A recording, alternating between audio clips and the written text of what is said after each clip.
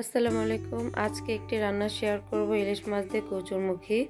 তো প্রথমে আমি ইলিশ মাছটাকে ভালোভাবে আঁশ ফালাবো। এরপরে আমি কেচির মাধ্যমে যে কাঁটাগুলি আছে সেগুলি কাটবো। কাটার পর এখন একটা বটি দিয়ে সেই মাছগুলি কাটবো। মাছগুলি আমি আমার সুবিধা অনুযায়ী কাটবো।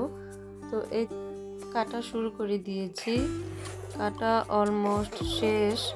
তো এখন এই মাছগুলি আমি সবগুলি রান্না করব না, আমার যতটুকু দরকার ওই পরিমাণ অনুযায়ী আমি রান্না করব। তো এই তো আমি এখন এই কয়টা মাছ রান্না করব। তো এটা আলাদাভাবে রেখেছি। এই তো কচুরমুখী আর পেঁয়াজ মরিচ এগুলো আমি কেটে রেখেছি। এগুলা কেটে এখন একটা সাইডে রাখলাম। এখন চুলায় একটি ফ্রাই প্যান বসালাম। ফ্রাই প্যান দেওয়ার পরে পরিমাণ মতো তেল দিয়ে এখন পেঁয়াজ দিয়ে দিলাম। পেঁয়াজগুলো হালকা ভাজা হয়েছে। এখন লবণ, আদা রসুন বাটা, হলুদের গুঁড়া, মরিচের গুঁড়া এগুলো দিয়ে হালকা একটু নাড়বো। এখন অল্প পানি দিয়ে একটু কষাবো। কষানোর পর তেলটা উপরে উঠে এসেছে। এখন মাছগুলি দিয়ে দিব। তো মাছগুলি আমি আবার একটু উল্টিয়ে দিব। অনেকে এই কাজটা অনেক পরে করে, আমি ফার্স্টের দিকেই করলাম যাতে দোনো পাশে ভালোভাবে হয়। এরপর ঢেকে দিলাম। ঢেকে রাখার পর কিছুক্ষণ পর আবার আসবো। কিছুক্ষণ পর আবার এক সাইড যেহেতু হয়েছে, আরেক পাশ যাতে সমান তালে হয় এর জন্য আরেক পাশ আমি উল্টিয়ে দিচ্ছি।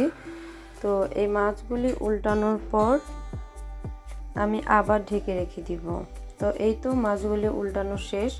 এখন আবার কিছু সময়ের জন্য ঢেকে রাখবো। ঢেকে রাখার পর কিছুক্ষণ পর আবার আসবো। এসে এখন মাছগুলি একটা সাইড করে রেখে দিব। তো মাছগুলি এখন আমার মাছগুলি উঠানো শেষ। উঠানোর পর এই কষানোর মধ্যেই আমি কচুরমুখীগুলি দিয়ে দিব।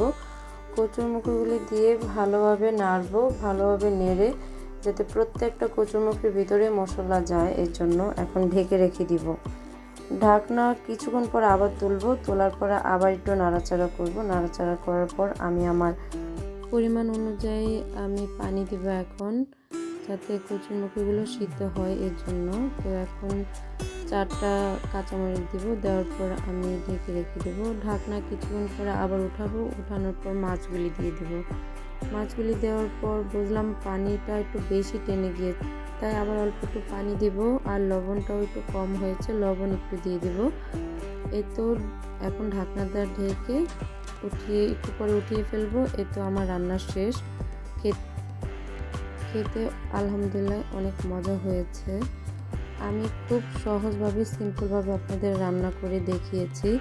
কাটা থেকে শুরু করে অবশ্যই এভাবে চেষ্টা করবেন। আর আমার চ্যানেলটাকে লাইক, শেয়ার, সাবস্ক্রাইব করে আমার পাশেই থাকবেন। আর সকলেই দোয়া করবেন। আসসালামু আলাইকুম ওয়া রাহমাতুল্লাহি ওয়া বারাকাতুহু।